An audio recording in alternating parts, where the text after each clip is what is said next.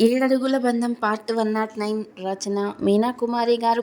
ధరణి బుగ్గలు పట్టుకొని ముద్దాడుతూ అల్లరి చేస్తూ ఉన్నాడు రవివర్మ.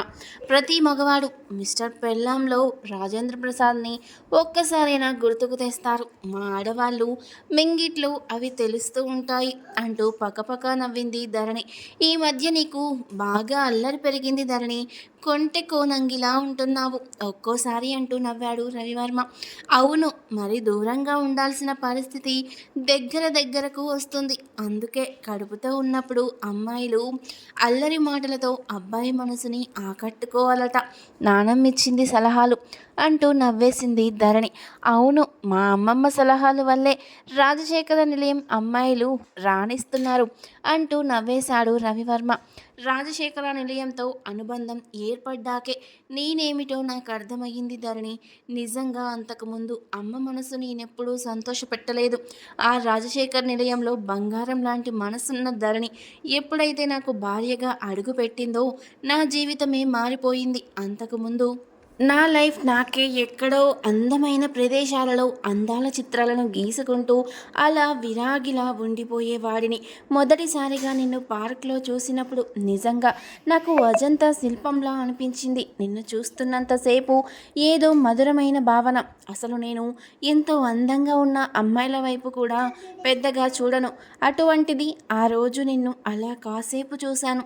నీ ఆర్ట్ వేశాను, అంతే. నా గుండెల్లో కొలువైపోయావు. రంగు రంగు అంటూ వెంపర్లాడిపోయే జనాల మాటలు నాకు నచ్చవు. ప్రపంచమంతా చూపించే మన కన్ను గుడ్డు నలుపు కాదా? వెన్నెల చిందించే జాబిలిని చూసేది నల్లటి చీకటిలా కమ్మిన ఆకాశంలోనే కదా. అంతెందుకు, తల మీద ఈ నల్లటి జుట్టు లేకపోతే అందం ఎక్కడుంటుంది? నల్లని మేఘాల వల్ల కదూ ప్రకృతి అంతా రమణీయంగా పచ్చదనంగా ఉంది. గుడిలోకి వెళ్ళి దేవతకు దండం పెడుతుంటే నల్లరాతి శిల్పంలో అమ్మవారు దీవిస్తూ ఉంటారు. చెప్పాలంటే ఇంకా చాలా ఉన్నాయి. ఎందుకు అర్థం చేసుకోరు? పై రంగులు చూస్తారు, బంగారం లాంటి మనసును గుర్తించరు అంటున్న రవివర్మ మాటలు వింటున్న ధరణి చాలా సంతోషపడిపోయింది. అతి ఉన్నతమైన మనస్తత్వం కలిగిన రవివర్మ గారి లాంటి భర్త తనకు లభించడం అదృష్టంగా భావించింది. అసలు అదంతా లేనివారు కూడా తమకు అందమైన భార్య కావాలి అనుకునే ఈ రోజుల్లో రవివర్మ గారి లాంటి ఉత్తములు అరుదుగా ఉంటారు అని మనసులో అనుకుంది ధరణి. కానీ నాకు కూడా ఒక స్వార్థం ఉందండి అన్నది ధరణి. ఏమిటి ధరణి అన్నారు రవివర్మ.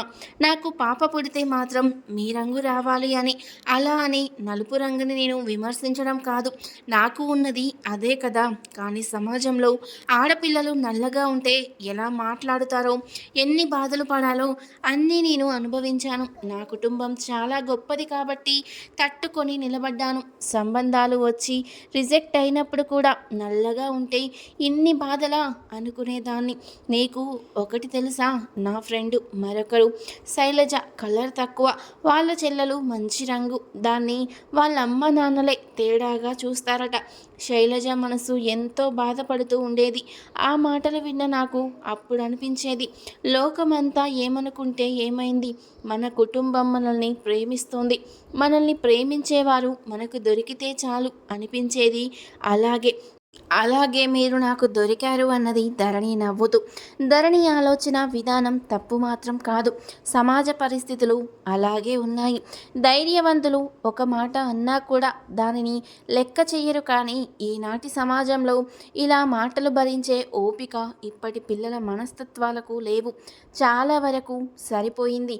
నేనేదో నువ్వు ఒక రకంగా మాట్లాడుతుంటే ఆ విషయం ఎత్తాను. మన టాపిక్ వేరుగా వెళ్ళిపోయింది. ఇక అక్కడితో వదిలేద్దాం.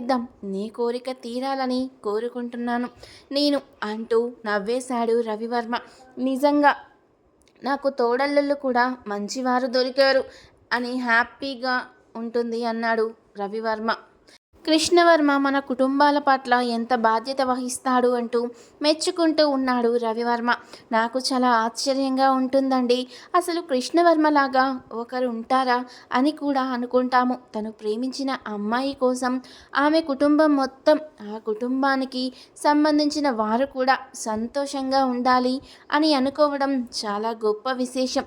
అలాగే దేవనాథ్ గారు గీతిక మనస్తత్వం గ్రహించి ఆమె మానసిక వైద్య నిపుణురాలు సంతోషాలుగా తీర్చిదిద్దాలని అనుకోవడం మంచి విషయం. వీటన్నిటికీ ముందు నా భర్త గారి మనసుకు నేను నచ్చడం నా పూర్వజన్మ సుకృతం అంటూ తెగ నవ్వేసింది ధరణి. మన కుటుంబం ఆనందంగా ఉంది.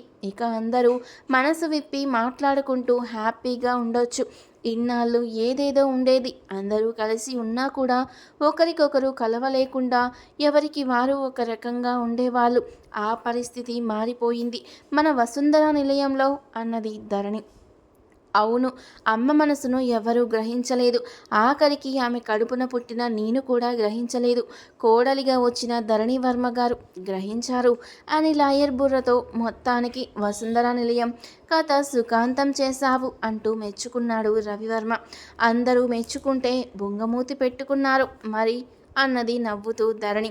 ధరణి, అసలు నీ మనస్తత్వం ఎలా ఉంటుందో అని గ్రహించాలి అని నిన్ను మెచ్చుకుంటే నాకు మరింత సంతోషం. కానీ నా పెళ్ళానికి కొమ్ములొస్తే బాగోదు, అందుకని మధ్య మధ్యలో ఇలా అలుగుతూ ఉంటా అని చెప్పేశాడు అసలు నిజం రవివర్మ.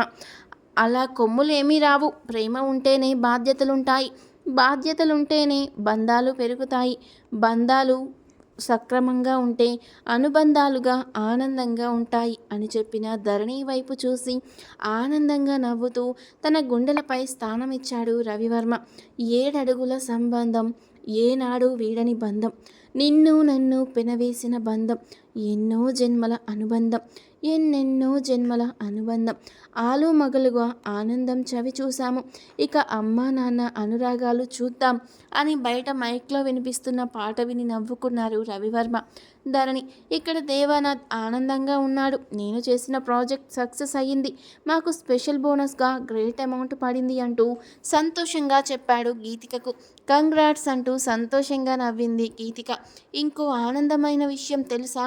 ఇక్కడికి మన తెలుగువారు కొందరు కలిసి ఇండియాలో స్పెషల్గా ఒక కంపెనీ పెడుతున్నారు. ఇదే రేంజ్లో ఉంటుంది, జీతాలు కూడా ఈ లెక్కలోనే అందివ్వాలి అన్న ఆలోచన ఉంది. బ్రాంచ్లు బిగ్ సిటీస్లో పెడతారు. అందులో బిజినెస్కి బాగా అనుకూలంగా ఉండే విజయవాడ పేరు కూడా ఉంది. ఆ ప్రాజెక్ట్ పూర్తయ్యేసరికి 5 ఏళ్ళు అవుతుంది. ఈలోపు నీ చదువు అయిపోతుంది, హ్యాపీగా ఇండియాలో సెటిల్ అయిపోవచ్చు. ఆ బ్రాంచ్కి నన్ను హెడ్గా అనుకుంటున్నారు అని తెలిసింది చూచాయిగా అని ఆనందంగా చెప్పాడు దేవానాథ్. మనం ఇండియా వెళ్ళిపోవచ్చు, అయితే అందరితో హ్యాపీగా కలిసిమెలిసి ఆనందంగా ఉండొచ్చు అన్నది గీతిక సంతోషంగా. డాడీ మమ్మీకి కూడా చాలా హ్యాపీగా ఉంది గీతిక, ఆ బ్రాంచ్ విజయవాడలో పెట్టాలి అని కోరుకుంటున్నాము అంటూ ఆనందపడ్డారు.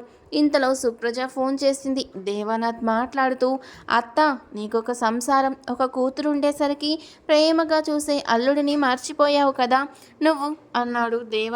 అదేం లేదురా, ఎప్పటికప్పుడు ఏదో విషయంలో బిజీగా ఉంటున్నాను. ఇదివరకంటే ఒంటరిగా ఉంటూ నీతో ఎక్కువ సమయం మాట్లాడేదాన్ని. నువ్వు అన్నది ఒక రకంగా కరెక్టే దేవా, కుటుంబ బాధ్యతలతో పడి చెయ్యలేకపోతున్నాను అంటూ నవ్వింది సుప్రజ. ఫోన్ గీతిక ఇమ్మంటే ఇస్తూ అమ్మా అను అంటూ చెవిలో చెప్పాడు దేవ. అమ్మ అంటూ పలకరించింది గీతిక. సుప్రజ మనసు పులకరించిపోయింది. చాలా సంతోషం గీతిక, నువ్వు పిలుస్తుంటే నా మనసు ఆనందంగా ఉంటుంది. ఎలా ఉంటున్నారు అంటూ ప్రశ్నించింది. నా అల్లుడు ఎలాంటి వాడో నాకు తెలుసు, ఏ బాధ లేకుండా నా బిడ్డను ఆనందంగా చూసుకుంటాడు అని సంతోషంగా మాట్లాడింది సుప్రజ. ఆరోగ్యం ఎలా ఉంది అని అడుగు అంటూ చెవిలో చెప్పాడు. ఆరోగ్యం ఎలా ఉందమ్మా అంటూ ప్రశ్నించింది గీతిక. బాగానే ఉంది అన్నది సుప్రజ. చెట్టంత ఎదిగినా కూడా కూతురికి ప్రస్తుత పరిస్థితి గురించి ఎలా చెప్పగలరు సుప్రజ? అందుకే బాగుంది అన్నమాట తప్పితే రెండో మాట చెప్పలేదు. కాసేపు మాట్లాడి ఫోన్ పెట్టేసింది సుప్రజ. నాకు చదవాలనిపించడం లేదు, ఇక్కడ వాతావరణం చాలా చలిగా ఉంటుంది, వేడివేడిగా ఏదైనా వెచ్చగా పడుకొని ఉంటే బాగుండు అనిపిస్తోంది అన్నది గారాబంగా గీతిక. నాకు తెలుసు, ఎప్పుడైతే ఇండియా ఊసెత్తానో అప్పుడే నీకు గారాబం వస్తుంది. అవును మరి, 2 తల్లులు ముద్దుల బిడ్డవు, 2 తండ్రుల గారాల బిడ్డ అంటూ నవ్వేశాడు దేవ. ఇక్కడి వాతావరణం నాకు అస్సలు పడడం లేదు, నాకు స్కిన్ టోన్ మారిపోతుంది అంటూ గీతిక చెవి పట్టుకొని, ఇక ఎప్పుడు ఏది మారిపోయినా నా బాధ ఏమీ లేదు. ఎందుకంటే నీ భర్తగా నేను అన్నిటికీ ఓకే. నువ్వు ముందు చదువుకోవాలి. ఈ చదువు పూర్తవ్వకపోతే మనం ఎక్కడికి వెళ్ళలేం అని చెప్పాడు దేవ. అబ్బా! చదవాలంటే బోర్ కొడుతుంది. హాయిగా, హ్యాపీగా లైఫ్‌ని ఎంజాయ్ చేయాలనిపిస్తుంది అన్నది గీతిక. వీకెండ్‌లో హ్యాపీగా ఎంజాయ్ చేస్తున్నావు కదా! ఇక చదువుకునేటప్పుడు కూడా అలా అనుకుంటే ఎలా? ఇలా మొద్దుగా ఉన్నావు కాబట్టే నేను నిన్ను కాలేజీలో చేర్పించా. బుద్ధిగా చదువుకుంటే ఇప్పుడు ముందు లైఫ్ అంత హ్యాపీగా ఉండొచ్చు అన్నాడు దేవ. వీడియో చూసే ముందు ప్లీజ్ వీడియోకి తప్పకుండా లైక్ చేయండి. బొంగమూతి పెట్టుకొని కూర్చున్నది గీతిక. అసలే అందమైన అమ్మాయి, ఊరికే కందిపోతుంది, చూస్తుంటే ముద్దొస్తుంది. అలా అని గారాబం చేస్తే నెత్తిన కూడా ఎక్కుతుంది, తప్పదు ఈ కండిషన్లు అని మనసులో నవ్వుకున్నాడు దేవ. కింద పరిచి ఉన్న పరుపుల మీద ఒక పక్కకు తిరిగి పడుకుంది నవ్వుతూ. గీతికను దగ్గరికి తీసుకున్నాడు దేవ. ఏం అక్కర్లేదు అన్నది గీతిక. చలిగా ఉందన్నావు అన్నాడు దేవ. ఉంటే తట్టుకుంటాను, బ్లాంకెట్ కప్పుకుంటాను, పో బావా అన్నది గీతిక. అమ్మో, అంత అలక. ఇలాంటప్పుడు మాత్రం, అలాంటి అవసరం, కోరిక కలిగినప్పుడు మాత్రం బావా అంటూ ముద్దుగా పిలుస్తావే, నీ తెలివికి ఏమీ తక్కువ లేదు అన్నాడు ముద్దు చేస్తూ దేవ. అత్త కూతురా, నీతో మాటున్నది, అలకలతో కులుకులతో ఉంటే మనసు మాట వినదు అన్నది. పట్టుపరుపు నీతోనే ఉండమన్నది, అలకలు తీర్చమన్నది, కులుకులు తీర్చమన్నది. అత్త కూతురా, నీతో మాట్లాడనన్నది అంటూ అల్లరిగా పాట పాడుతూ గీతికను హత్తుకొని ఆ పరుపు మీద అటు ఇటు దొర్లుతూ అల్లరి పెట్టాడు దేవ. తర్వాత ఏం జరిగింది అనేది నెక్స్ట్ పాటలో తెలుసుకుందాం.